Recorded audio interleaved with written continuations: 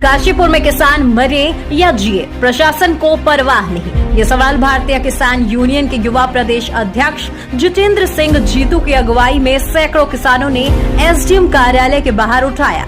आक्रोशित किसानों ने एसडीएम अभय प्रताप सिंह को ज्ञापन सौंपते हुए चेतावनी दी कि अगर बेमौसमी धान की खेती पर लगी पाबंदी नहीं हटाई गई तो वे बड़े आंदोलन छेड़ देंगे। किसानों का कहना है कि बेमौसमी धान ही उनकी आर्थिक रीढ़ है और प्रशासन की ये रोक उनकी आजीविका पर सीधा हमला है।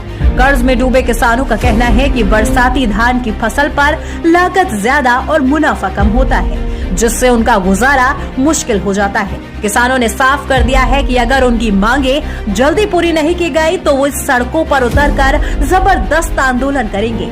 उत्तराखंड की सच्चाई के लिए काशीपुर से आरिफ खान की रिपोर्ट।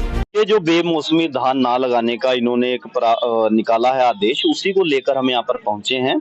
और हमारा कहना है कि जो जिसमें हमने गेहूं नहीं बोई, जो हमारी जमीन खाली है, उसमें हमें मार्च तक जो है बिना परमिशन से आप मार्च तक धान लगाने का हमें आप आदेश कर दीजिए या हमें लगाने दीजिए। मार्च तक का धान जो है, जो जमीनें खाली हैं, उनमें आप हमें लगाने दो। अगर आपने हमारे किसानों की पौधे, देखो धान तो लगेगा, जो जमीन खाली है मैं आपको बता दूं आपके माध्यम से, धान लगेगा उसमें, क्योंकि जमीन खाली नहीं छोड़ सकते।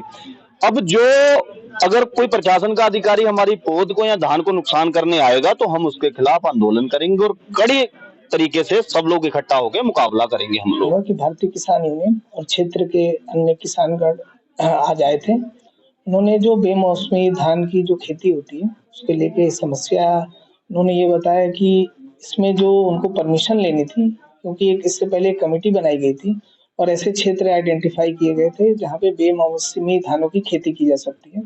तो उसमें कुछ किसान गणों के द्वारा जो है विलम्ब हुआ और विलम्ब होने के कारण उनको परमिशन नहीं मिल पाई। इसी समस्या को लेके वो यहाँ पे आए थे, इन्होंने अपनी बात रखी।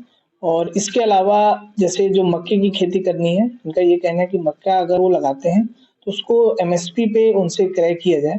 और इसी तरह और भी अन्य इनकी समस्याएं थी, उन सारी समस्याओं को सुना गया है और उसमें जो भी उचित कार्रवाई बनती है मेरे स्तर से, इसमें हमारे जिला अधिकारी महोदय को भी अवगत कराना होगा, तो सारी समस्याएं वहाँ भी अवगत कराई जाएंगी।